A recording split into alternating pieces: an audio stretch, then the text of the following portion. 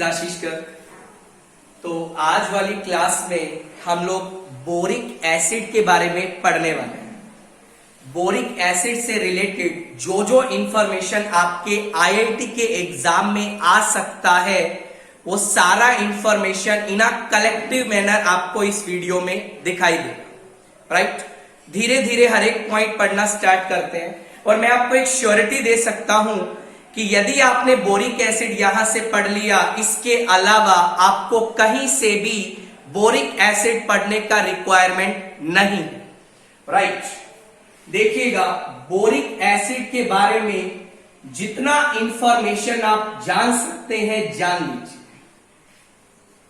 सबसे पहले boric acid का बच्चा जो फॉर्मूला होता है दैट इज H3BO3। H3BO3 को बोला जाता है बोरिक एसिड। सबसे पहला पॉइंट देखिएगा, it is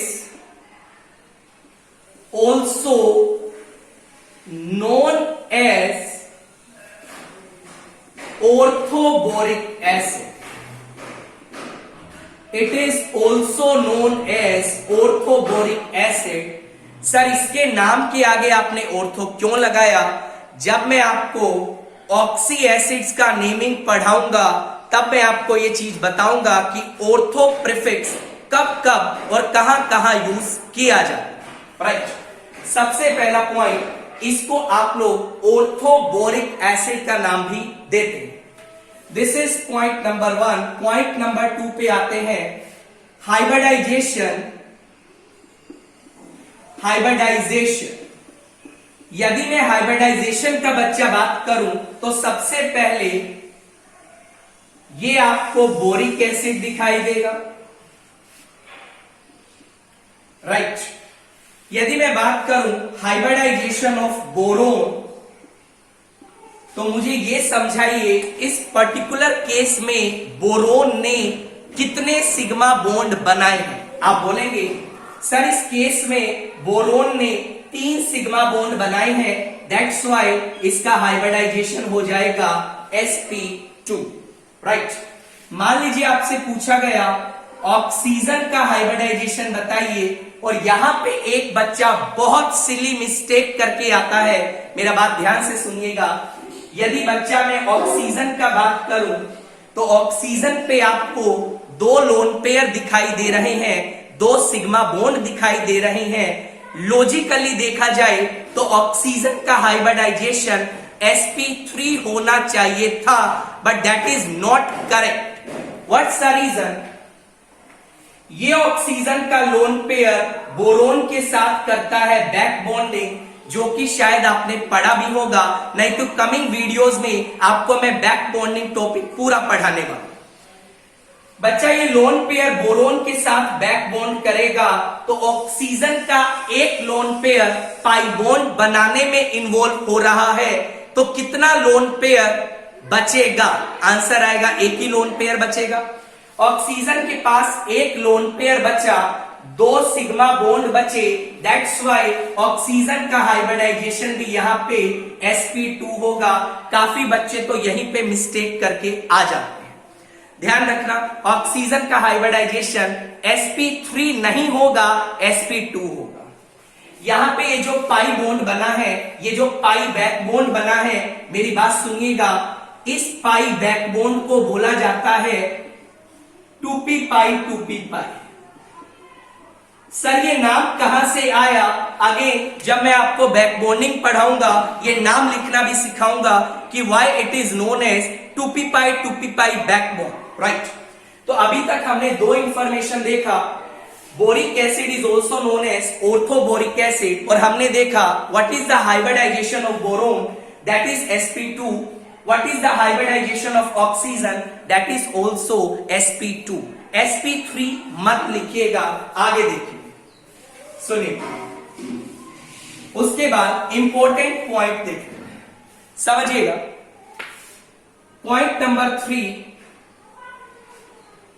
it is not a Bronsted acid. और एक और आप लिख सकते हैं इसी तरीका से, it is not a protonic acid. समझिए, ब्रोंस्टेड एसिड का मतलब क्या होता है? ऐसा एसिड जो H प्लस आयन लूज करता है। प्रोटोनिक एसिड का मतलब भी यही होता है, ऐसा एसिड जो H प्लस आयन लूज करता है। बट मेरी बात सुनिएगा, हमने लिखा it is not a Bronsted acid, मतलब बोरिक एसिड कभी भी अपने आप से H प्लस लूज नहीं करता। मैं बताऊं, फिफ्थ पॉइंट देखिएगा जो कि बहुत इंपॉर्टेंट है। क्या लिखा गया है? It is a weak monobasic Lewis acid. बच्चा, बोरिक एसिड को बोला जाता है वीक मोनोबेसिक लुईस एसिड। मैं सारी टर्म्स को बताने की कोशिश करता हूं। What is the meaning of monobasic? ऐसे स्पीशीज जो एक H प्लस लूज कर सकते हैं, ऐसे स्पीशीज को आप लोग मोनोबेसिक बोलते हैं। लुईस एसिड का मतलब क्या होता है? ऐसी स्पीशीज जो पेयर ऑफ इलेक्ट्रॉन एक्सेप्ट करती है, उनको आप लोग लुईस एसिड का नाम देते हैं। तो हमने यहां पे लिखा boric acid is a weak monobasic Lewis acid. मेरी बात समझिएगा ध्यान से प्लीज, देखिएगा बच्चा, ये आपका होता है बोरिक एसिड। जब आप इसमें ऐड करते हैं वाटर, ध्यान से सुनिएगा, आपने बोरिक एसिड में वाटर ऐड किया तो होता क्या है? और वाटर में जो ऑक्सीजन पे लोन पेयर है वो बोरोन के वैकेंट ऑर्बिटल में क्लाउड देता है। कहां पे क्लाउड देता है? बोरोन के वैकेंट ऑर्बिटल में। मुझे बताइए किस एलिमेंट ने पेयर ऑफ इलेक्ट्रॉन एक्सेप्ट किया? आप बोलेंगे बोरोन ने किया, राइट? यदि बोरोन ने पेयर ऑफ इलेक्ट्रॉन एक्सेप्ट किया तो मुझे बताएं बोरोन पे कैसा चार्ज आएगा? आप बोलेंगे नेगेटिव चार्ज आएगा। और ऑक्सीजन पे कैसा चार्ज आएगा? आप बोलेंगे पॉजिटिव चार्ज आएगा। देखिएगा ध्यान से बच्चा, मैं इसका स्ट्रक्चर बना रहा हूं। बोरोन पे 3 OH पहले से थे और एक कुछ इस तरीका से पानी जुड़ गया, ऑक्सीजन पे पॉजिटिव आया, बोरोन पे नेगेटिव आया, राइट? अब यहां पे क्या हुआ? इसने H प्लस लूज किया, ये H प्लस लूज करेगा तो ऑक्सीजन पे जाके एरो रुकेगा, ऑक्सीजन पे नेगेटिव आएगा।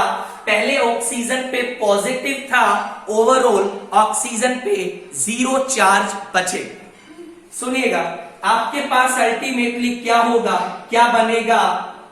BOH4 माइनस प्लस बनेगा H प्लस। सुनिए, बोरिक एसिड ने सबसे पहला काम क्या किया? बोरिक एसिड ने सबसे पहला काम क्या किया? It accept the pair of electron from water molecule. सबसे पहले इसने क्या किया? वाटर मॉलिक्यूल से पेयर ऑफ इलेक्ट्रॉन एक्सेप्ट किया। और जो species pair of electron accept करती है उनको आप लोग जानते हैं लुईस एसिड का नाम दिया जाए, राइट सर? सुनिएगा ध्यान से, पहले इसने पेयर ऑफ इलेक्ट्रॉन एक्सेप्ट किया, दैट्स वाई आपने इसको लुईस एसिड बोला। और इलेक्ट्रॉन एक्सेप्ट करने के बाद इसने कितना H प्लस रिलीज किया? एक H प्लस रिलीज किया, दैट्स वाई आपने इसको मोनोबेसिक लुईस एसिड बोला। क्या बोला बच्चा? मोनोबेसिक लुईस एसिड का नाम।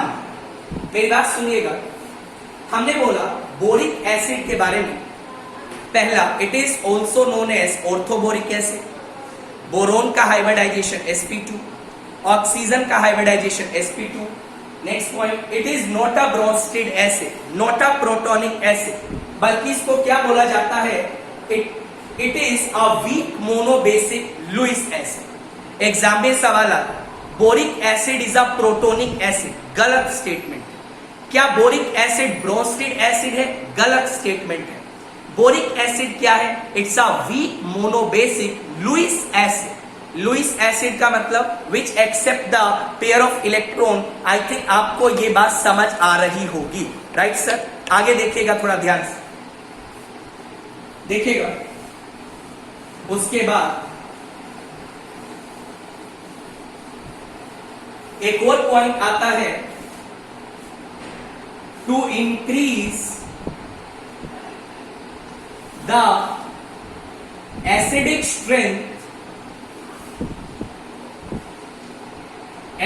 Strength of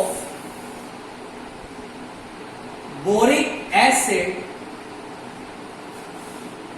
cis diols are added। समझिएगा इस चीज को ध्यान से।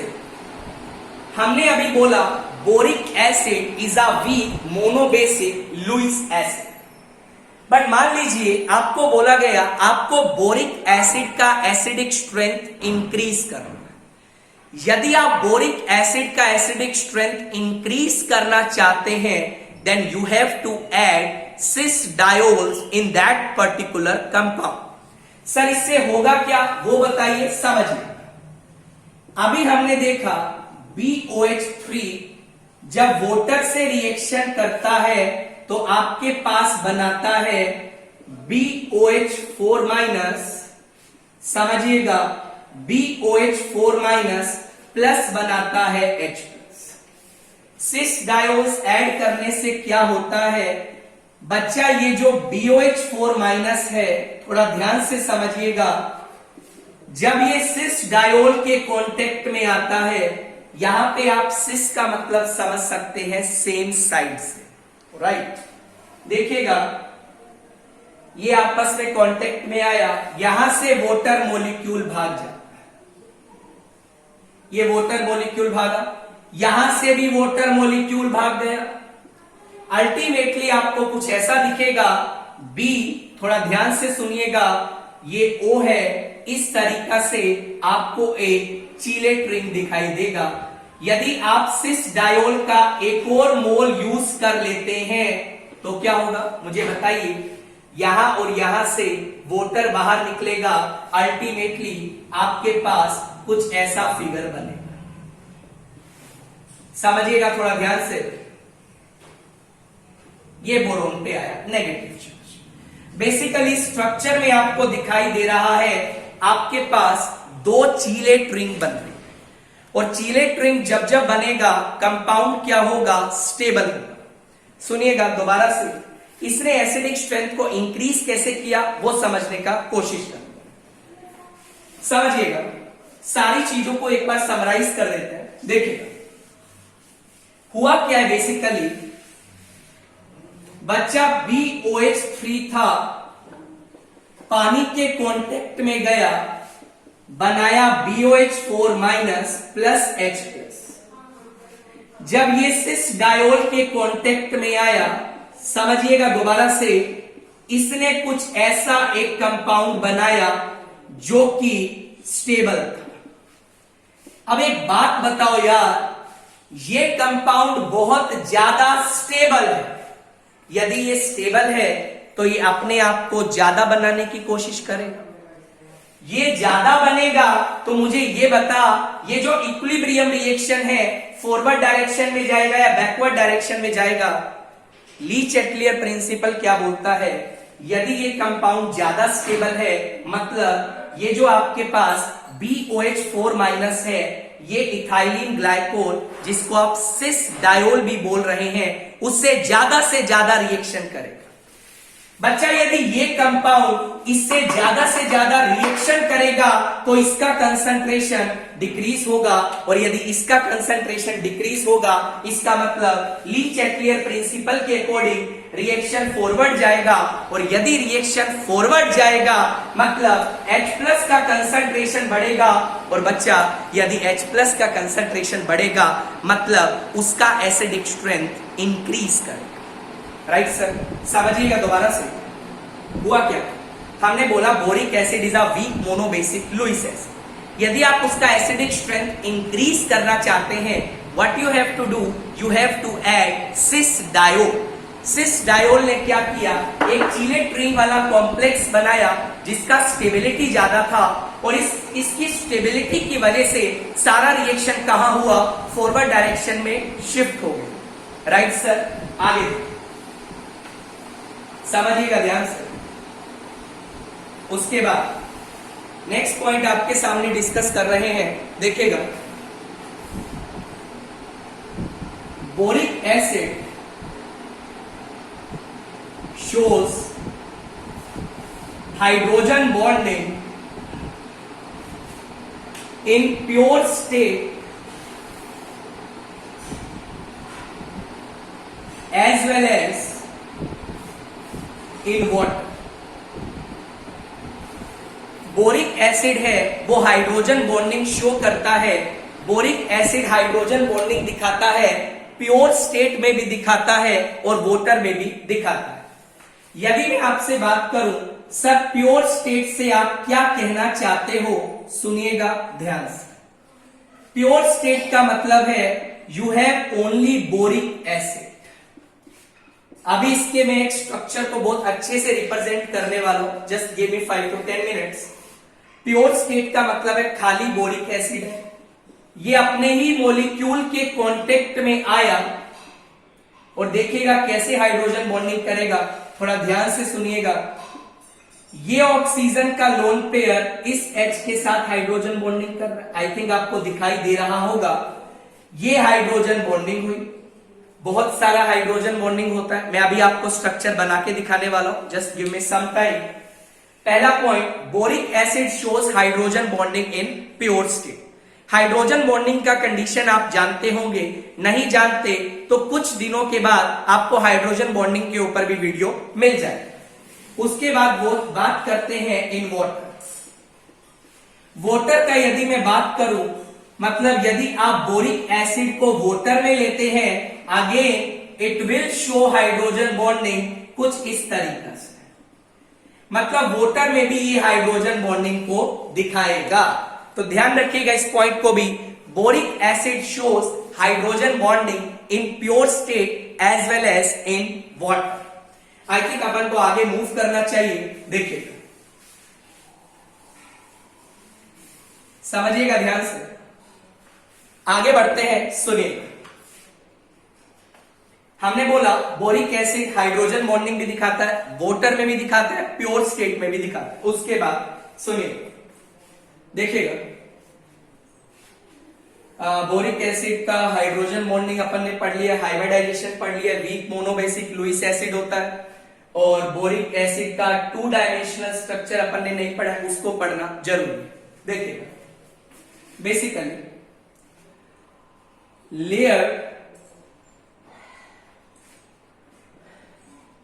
structure of boric acid, layered structure of boric acid, इसको आप ध्यान से समझिए। देखो मैं आपके सामने एक बहुत शानदार फिगर बनाने जा रहा हूं,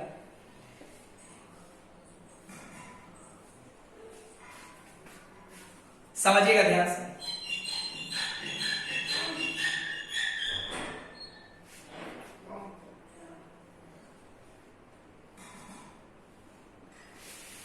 देखिएगा प्लीज,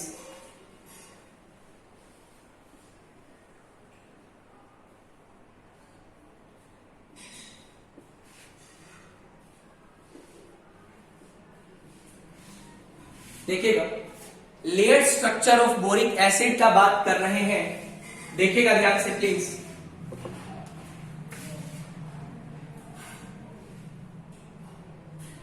राइट, सेंटर में आपका बोरोन है, बहुत आसान है यार, यहां से कुछ इंपॉर्टेंट कंक्लूजन बाहर निकलने वाले। ये आपके ऑक्सीजन है, शेप आप देख पा रहे हैं ट्राइगोनल प्लेनर, ये ऑक्सीजन एटम लगा है,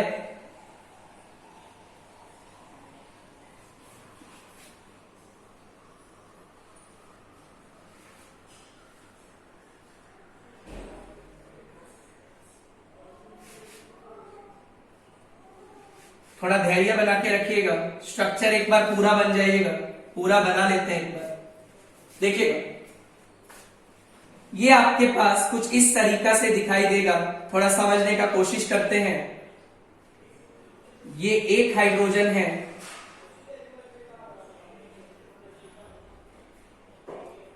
ये किया hydrogen bond,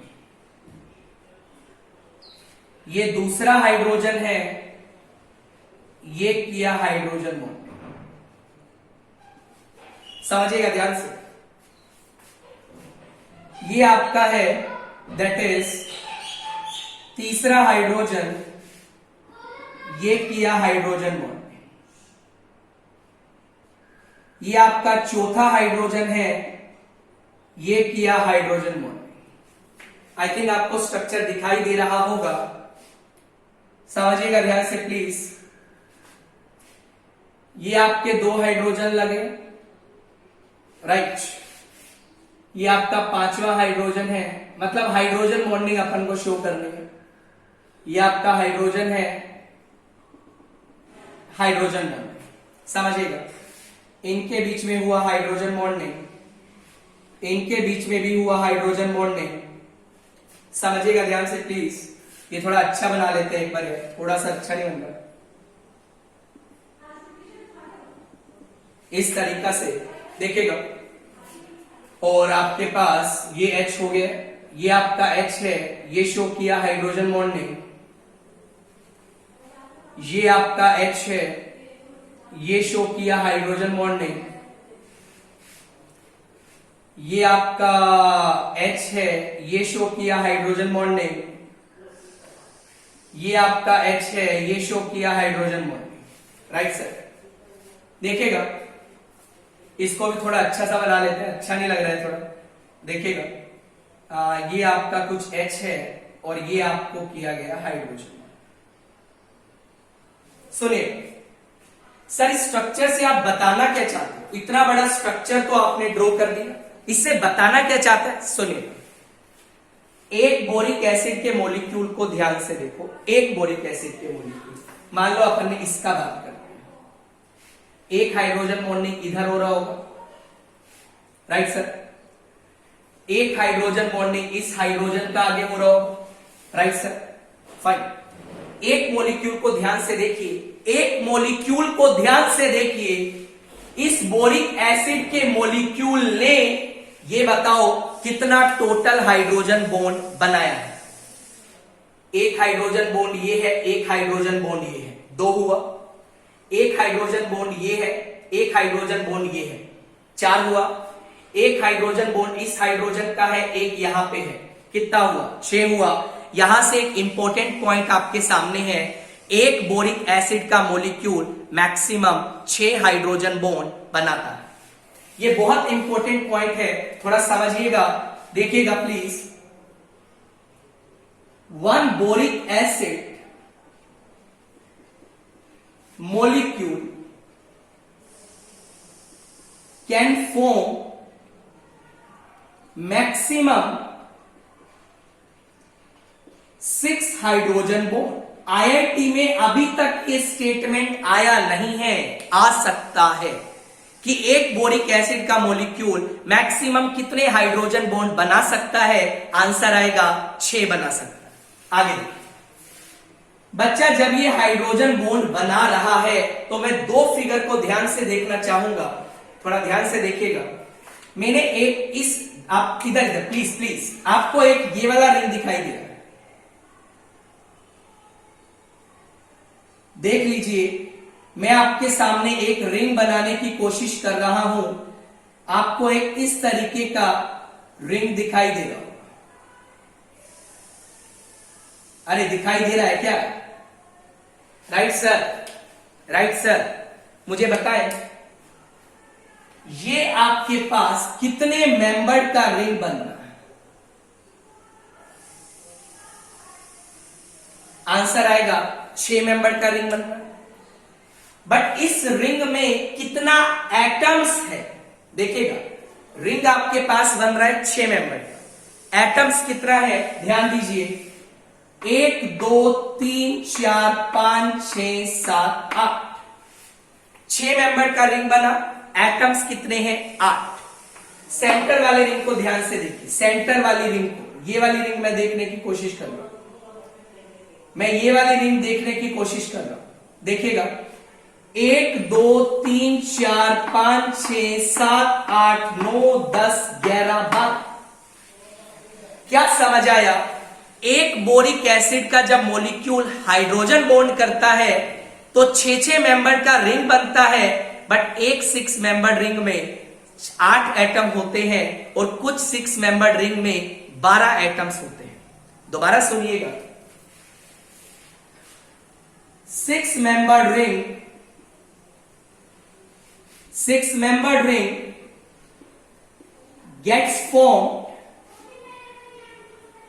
gets formed which contains 8 atoms and 12 atoms respectively। ये पॉइंट बहुत इंपॉर्टेंट है।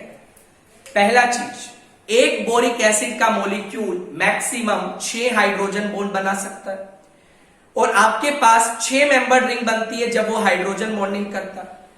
कुछ 6 मेंबर रिंग में 8 एटम्स होते हैं और कुछ 6 मेंबर रिंग में 12 एटम्स होते हैं। इस पॉइंट को भी आप याद रखिएगा।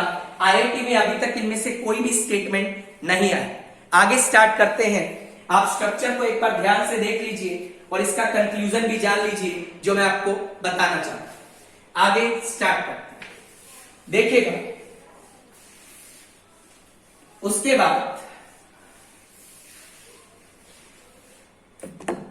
देखिएगा boric acid is slightly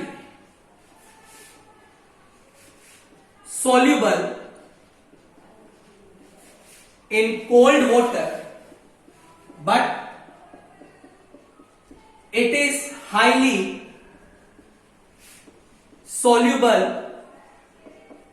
in hot water। ये बात बहुत ऑब्वियसली है, जो चीजें कोल्ड वाटर में सोलिबलाइज नहीं होती हैं जनरली वो चीजें हॉट वाटर में सोलिबलाइज हो सकती हैं, बिकॉज पानी के अंदर boric acid hydrogen bonding show करता है। तो ये बोरिक एसिड का सारा फिजिकल प्रॉपर्टी है जो कि आपसे पूछा जा सकता है। कुछ केमिकल प्रॉपर्टीज आपको दिया गया है, वो भी एक बार मैं डिस्कस कर लेता हूं। सुनिए, बेसिकली 2 ही 3 दिया गया है, समझिएगा। Preparation of boric acid। पहला, hydrolysis of boron halides. Sir hydrolysis तो आपने पढ़ाया ही नहीं। हाइड्रोलिसिस का लेक्चर भी आपको बहुत जल्दी देखने को मिलेगा। मान लो आपने BCl3 लिया और इसमें वाटर डाला, क्या आंसर आएगा? BOH3 आंसर आएगा, प्लस आपके पास HCl बनेगा। कैसे बना समझिए, बहुत सिंपल है। ये आपका BCl3 है। What you have to do, boron chlorine का बॉन्ड तोड़ दीजिए। आपने बोरोन क्लोरीन का बॉन्ड तोड़ा तो मुझे समझाएं किस एटम का इलेक्ट्रोनेगेटिविटी ज्यादा है। ऑब्वियसली क्लोरीन का ज्यादा है। यदि क्लोरीन का इलेक्ट्रोनेगेटिविटी ज्यादा है तो क्लोरीन पे कैसा चार्ज आएगा? नेगेटिव चार्ज आएगा। बोरोन पे कैसा चार्ज आएगा? पॉजिटिव चार्ज आएगा। बोरोन पे चार्ज आया पॉजिटिव, पॉजिटिव चार्ज के साथ पानी का काउंटर एनायन जोड़ दीजिए। अब मुझे यह समझा पानी का काउंटर एनायन क्या होता है? आंसर आएगा OH होता है। बिल्कुल सही है। तो एक काम कर, एक एक बॉन्ड करके तोड़ता चल, तो बोरोन के ऊपर पॉजिटिव चार्ज आएगा, आंसर आएगा 3 पॉजिटिव चार्ज आएगा। तो पानी का कितना काउंटर एनायन जुड़ेगा? आंसर आएगा 3 एनायन जुड़ेगा, मतलब आंसर आ जाएगा BOH होल थ्राइस। इसका मैं आपको शॉर्टकट भी बताऊंगा बहुत जल्दी। फिलहाल के लिए BCl3 को जब पानी में डालते हैं तो आपके पास बोरिक एसिड बनता है। आगे उसके बाद एक और रिएक्शन दिया गया है, hydrolysis of boron hydride. B2H6 को जब वाटर में डाला जाता है, boron hydride, banana bonding, bridge bonding सब डिस्कस किया जाएगा। आपके पास आंसर आएगा BOH whole thrice plus H2 gas बाहर निकलती है। सेम वही है, बोरोन का ऑक्सीडेशन स्टेट यहां +3 है, बोरोन का ऑक्सीडेशन स्टेट यहां +3 है, तो पानी का काउंटर एनायन जुड़ेगा, और पानी का काउंटर एनायन जुड़ेगा, कितना पानी जुड़ेगा? 3 OH जुड़ेगा, 3 OH जुड़ेगा। क्यों 3 OH जुड़ा? बिकॉज बोरोन का ऑक्सीडेशन स्टेट कितना है? 3 है। 3 OH जुड़ेगा तो फाइनली जो प्रोडक्ट बनेगा वो आपके पास क्या बनेगा? That is BOH whole thrice. आगे समझिएगा, एक और रिएक्शन है, दैट इज हाइड्रोलिसिस ऑफ, या फिर reaction of aqueous solution of borax with that is HC। Borax का एक्वस सॉल्यूशन, बोरेक्स का फॉर्मूला आप जानते हैं Na2B4O7, एनहाइड्रस फॉर्म की मैं बात कर रहा हूं। इसमें आपने डाला HCl प्लस आपने डाला दैट इज वाटर, तो आप देखिएगा प्रोडक्ट क्या बनने वाला है, थोड़ा ध्यान से समझिए।